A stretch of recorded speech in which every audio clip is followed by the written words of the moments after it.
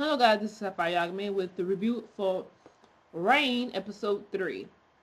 So in this episode, Queen Mary receives word from her mother that English soldiers are amassing near the Scottish border. So, since her country is in need of soldiers, she goes to King Henry for military aid, but he refuses to send aid, talking about, I have my own enemies. I got I think he said he has English, Spain, and Portugal, I think. He said so he need all his armies there. I'm like, really, dude? Really? Her kingdom is in need, and she's supposed to marry your son, the Dauphin. But one, you don't even have a freaking date set. Two, you're not even willing to send this woman, this queen, some help. Are you freaking serious? It's like it kind of sucks being a queen, because even though she's the queen of her country, she really doesn't have that much power unless she has a man by her side. Ain't that something? Mm.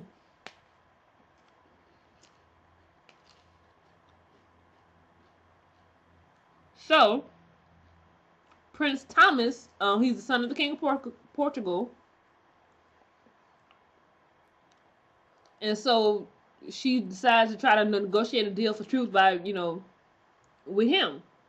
So he ends up proposing to Mary outright, promising military aid and an immediate wedding, which Francis cannot give her because his dad is like, we'll just keep Mary on the back burner until we might need her. Like, she's just like, it's like, really, this girl needs to get married so she can have military forces to protect her kingdom. She can't even get that from the king because they don't want her boy off. But his freaking little brother already has a date for his wedding. He's supposed to get married at 15 or 16. Really? Really?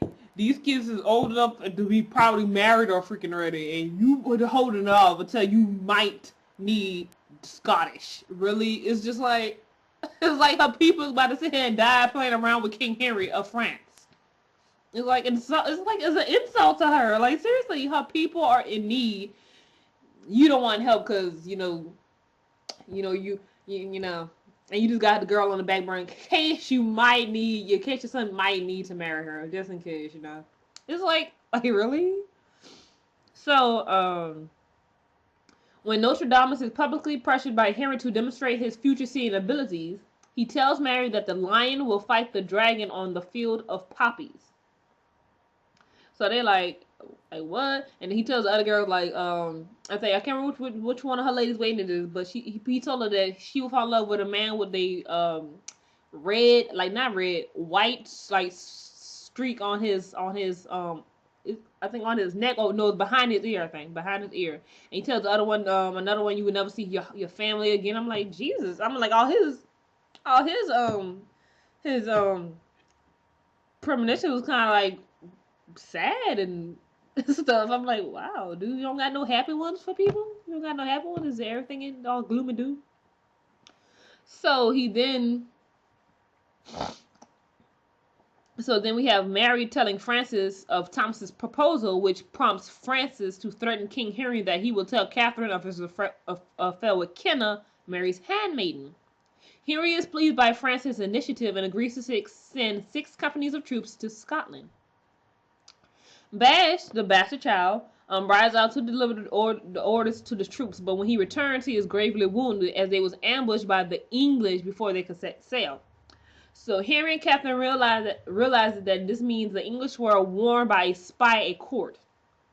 A distraught Francis kisses Mary for the first time and tells her to marry Thomas for the sake of Scotland, because obviously his dad is not gonna let him marry her no time soon, and her people's in freaking need like right freaking now. Like, seriously, dude. It's like I like this show because you kind of see how the dynamics and the politics kind of went during these time frames, of royalty and stuff, and how things would have been with now, especially if you was a woman. It's just like it just kind of makes you sort of. I mean, things are not that great because women are kind of still seen as sexual objects and objectified, justifying. You got the whole feminist thing on her. But anyway, it's better than it was back then. Because, you know, back then you kind of needed, if you was a queen, yes, you was a queen, but then you still kind of needed a man. You still need to get married, and you had to have your virtue. You had to be the virgin. Even if you was poor, sort of the same thing. But the poor, the peasants, the common people, they had a more choice of who they was gonna marry. They, you know, they had a choice of more marrying a guy for love than a person who's than a lady or a queen or a princess. They had to marry for wealth and political gain. She couldn't marry. Kind of like how Aladdin and Jasmine in the movie Aladdin. Like Jasmine, she's supposed to marry a prince by her next 16th birthday, but she ends up falling with a street rat, which was pretty much, as this movie is all beautiful, it's a happy ending, but in actuality, that probably couldn't happen. But now we know it can happen with, William and Kate Middleton. Kate Middleton is not of royal blood. William is. He can trace his freaking ancestry all the way to freaking Henry VIII and probably beyond that. Kate Middleton, she's a common girl, so that's why their wedding was like such a big thing. Oh my God, she's a peasant who's marrying the prince. It's like a dream come true. It's like a Cinderella story. It's Aladdin reverse. You reverse it. So anyway, back to the TV show. So they figure there's a spy at court. Francis kisses Mary to the so Mary accepts Thompson's proposal, and when they watch his troop set for Scotland, she notices that their banner and realizes that Nostradamus' fortune-telling skills are real. The Portuguese herald is a dragon, and they're going to fight the English lion. So it's like, oh snap! So these are the people who's going to fight for Portugal. Scott. But it's like still ticking me off that King Harry is not yet set a date for this girl to get married to your son. This is like, really, what the hell are you waiting for? It's like, it's kind of pissing me off, So that's Reign episode 3 review. The episode title Kissed. And I'll see you guys next time.